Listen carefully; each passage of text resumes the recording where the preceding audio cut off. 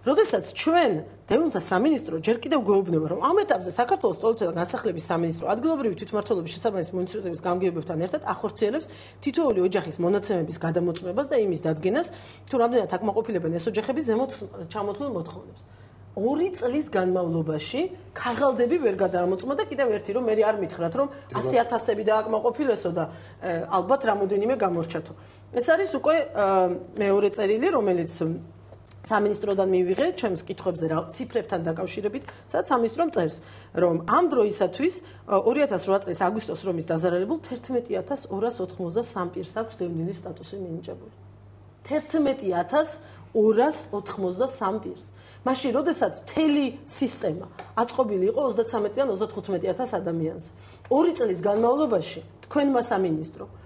ელემენტ აქვთ, მე არ ვლაპარაკობ რთული პრობლემების გადაწყვეტას. აი ამ ხელა ქაღალდის ფურცელი ვერ დაბეჭდა, რომელზეც ეთყოდა ამ ხალხს. კი, აუცილებლად.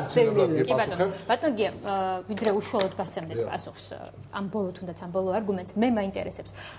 მართლა იდგა თუ არა, ან უფიქრია თუ არა ხელისუფლებაში, თუნდაც სტოლითა და განსახლების სამინისტროს იმაზე. საკითხი, რომელიც მართლა ჩემი აზრით ძალიან მწვავედ შეიძლება იდგეს. 17 წლის განმავლობაში, როდესაც ადამიანი ცხოვრობს ერთ გეოგრაფიულ არეალში, ერთ სოციალურ გარემოში. მისთვის არ იქნება მტკივნეული და ტრაგიკული მართლა 100 კილომეტრით ან უფრო მეტით ან რა ვიცი სხვა გეოგრაფიულ არეალში მოხვედრა. არ უფიქრია ამაზე ხელისუფლებას. იმიტომ რომ ამ ადამიანებმა ერთხელ ეს უკვე განიცადეს. მე არ ვადრი ფორმებს და არ ვადრი. აუცილებლად ვისაუბროთ მოდელს ამ საკითხებთან დაკავშირებით. მე პირველ რიგში ცალსახად მინდა დავადასტურო ძალიან დიდი პატივისცემა იმ ადამიანების მიმართ, ვიზედაც ჩვენ საუბრობთ. დღევანდელი ჩვენი პოლემიკა შეეხება მხოლოდ და მხოლოდ ხედვას ცალკეული საკითხების მოგვარების და ეს ჩემი კრიტიკული გამოსვლა იქნება თუ განცხადება ეს არ ეხება ამ ადამიანებს. აუცილებლად მათ შორის ძალიან ბევრი ჩემი პირადი მეგობარია, ჩემი ნათესავია, ჩემს სახლში ცხოვრობდნენ მათ შორის ეს ადამიანები და აქედან გამომდინარე ჩვენ მხოლოდ და მხოლოდ დაინტერესებული ვართ იმით, გქონდეს კონკრეტული არგუმენტები. მე რომ გითხრათ ამ შემთხვევაში რომ ხელისუფლებას არ უფიქრია ამ საკითხებთან დაკავშირებით და ხელისუფლებაში მსჯელობა არ გამართულა, ნუ არ მგონია რომ საქართველოს რომელიმე მოქალაქემ დამიჯეროს ეს განცხადება. მაგრამ მაინც ჩვენ წინაშე დევს სტრატეგია, მთავრობის სამოქმედო სტრატეგია დევნილებთან დაკავშირებით და აქ გათვალისწინებულია ძალიან ბევრი საკითხი. ქალბატონი თინა საუბრობდა რედისონთან დაკავშირებით. ჩვენ გვახსოვს აჭედილი აივნები, გვახსოვს ქალაქის ცენტრში ერთი უშნო შენობა და პროცესი, რომელიც დაიძრა ამ საკითხებთან დაკავშირებით, იყო ის შეთავაზება, რომ თითოეულ ადამიანს მიეცემოდა ფულადი კომპენსაცია და ამ ფულადი კომპენსაციით შესაძლებელი იყო როგორც მინიმუმ იმ ერთი ოთახის ყიდვა, რომელიც არ იქნებოდა მანდამაინც რუსთაველის პროსპექტზე და ეს შეიძლება ყოფილიყო ქალაქის რომელიმე გარეუბანში. რა თქმა უნდა, როდესაც ჩვენ ამ გადაწყვეტილებებთან დაკავშირებით ვსაუბრობთ, ჩვენ შეგვიძლია ვისაუბროთ ყველა კონკრეტულ кейსთან დაკავშირებით. მე შემიძლია მოგიტანოთ ასევე მაგალითები, როდესაც ოჯახის წევრებიდან დედა ითხოვდა კომპენსაციის მიღებას, შვილი ითხოვდა ფართის მიღებას და ასეთ შემთხვევაში კომისია, როდესაც იღებდა გადაწყვეტილებას კონკრეტულ საკითხთან დაკავშირებით, ის აკმაყოფილებდა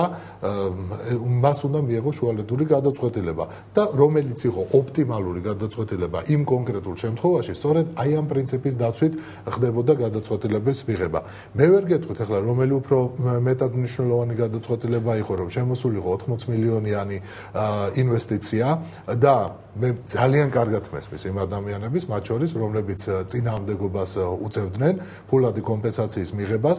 და მათთვის უმჯობესი იყო დარჩენილიყვნენ აი ამ აჭედილი აივნებით ივერიის შენობაში და ეცხოვრათ რუსთაველის პროსპექტზე, ანუ შეგუებულ სოციალურ გარემოში ყოფნა მათთვის გაცილებით კომფორტული იყო, ვიდრე დაუშვათ იგივე განთავსება სანზონაში ან გლდანის რომელიმე მიკრორაიონში, მაგრამ ასეთ ვითარებაში დამერწმუნეთ, რომ ნამდვილად საუბრები საკმაოდ დიდი ხნის განმავლობაში მიმდინარეობდა, საკმაოდ ბევრი შუამავალი მოქმედებდა ამ დროს და დარწმუნების ყველანაირი მეთოდი იყო გამოყენებული, მაგრამ არის ზოგიერთ შემთხვევაში ისეთი წინააღმდეგობა, რომელიც მიდის იქამდე, სადამდეც მივედით, რომ ეს ფიზიკური დაპირისპირება იყო. ანალოგიური შეთავაზებები იყო ამ ბოლო 2 თვის განმავლობაში. შემთხვევაში ქალბატონთია მე მინდა გითხრათ რომ ძალიან ბევრი ადამიანი რომელიც უკანასკნელი პერიოდის განმავლობაში მესმის კიდევ მეორე ის ემოცია რომელთაც ეს ადამიანები გამოდიოდნენ მაგრამ როდესაც დადგნენ კონკრეტული არჩევანის წინაშე როდესაც მათ გაანალიზეს სწორედ აი ამ დიალოგის შედეგად გაანალიზეს ის ობიექტური ვითარება სადაც ჩვენ ყველანი ერთად ვიმყოფებით აქ არ არის საუბარი რომ დევნილი იმყოფება რაღაც გაუსაძლის პირობებში აქ საქართველოს ყველა ნორმალური მოქალაქე მისი ხელისუფლება ყველა დაწყებული მინისტრიდან დამთავრებული დეპარტამენტის რიგითი სპეციალისტამდე ეს არის საუბრობ მასე ყველა ვიმყოფებით თანაბარ მდგომარეობაში როგორ გამოვიდეთ შექმნილი ვითარებიდან და ასეთ შემთხვევაში ჩვენი გადაწყვეტილებები რაზედაც მე ვისაუბრე რამდენადაც წინააღმდეგობა არ უნდა გამიწიოს ქალბატონმა თინამ რომ თქვენი გადაწყვეტილება მასობრივად იყო მიღებული და არ გაითვალისწინეთ სოციალური კონკრეტული ინდივიდის ესე იგი კონკრეტული პირობები რომელიც მას გააჩნდა ეს ასე არ ყოფილა და ნამდვილად გადაწყვეტილებები აქტების გადაწყვეტილებები იყო მიღებულობაშია მთავარი პრობლემა ეს იყო ის რის გამოც ჩვენ ესე ტრაგიკული სურათი მივიღეთ ამ ორი თვის განმავლობაში რომ ისინი ვერ ჩამოყალიბდნენ კონკრეტული ფართის სურდათ თუ რაღაც კომპენსაცია ეს იყო პრობლემა მათ შორის ერთ-ერთი რეალური პრობლემა გახდათ ის რომ ადამიანებს როდესაც აძლევ რამდენიმე არჩევანის შესაძლებლობას ასეთ შემთხვევაში თვითონ ოჯახის წევრებს შორისაც იყო დაპირისპირება ალბათ ყველაზე მეტი პრობლემა დღეს რამაც საზოგადოებაში გარკვეული შეკითხვები წარმოშვა ეს იყო არაინფორმირებულება ამ ადამიანების მე ვთხოვდი იგივე დღეს გქონდა ჩვენ საუბარი ტოლთა და განსახლების მინისტრთან ამჯერად სხვა სახელმწიფო ქვია ყველას მხრიდან ალბათ ვინაიდან ჩვენ მაინც ვფიქრობდით რომ უფრო მეტი ყურადღება გადაგვეტანა სამუშაო პროცესთან დაკავშირებით ნაკლები ემოციებისა და ნაკლები საჯაროების კუთხით დაუშვათ და უფრო მეტად მოგვეგვარებინა კონკრეტული საქმე რასაც ქვია დევნილთა განსახლების პროცესი და ასეთ შემთხვევაში საზოგადოებას ნამდვილად აქვს უფლება იცოდეს ყველა იმ პრობლემების შესახებ რომელიც რეალურად არსებობდა მათ შორის დევნილებს ადამიანს რომელსაც ეკუთვნის კონკრეტული საცხოვრებელი ფართი და შენ მას ვერ უკმაყოფილებ იმის გამო რომ იგივე მეორე დევნილი რომელიც მის გვერდით ცხოვრობს აყალბებს დოკუმენტაციას ესე იგი ახდენს გარკვეულწილად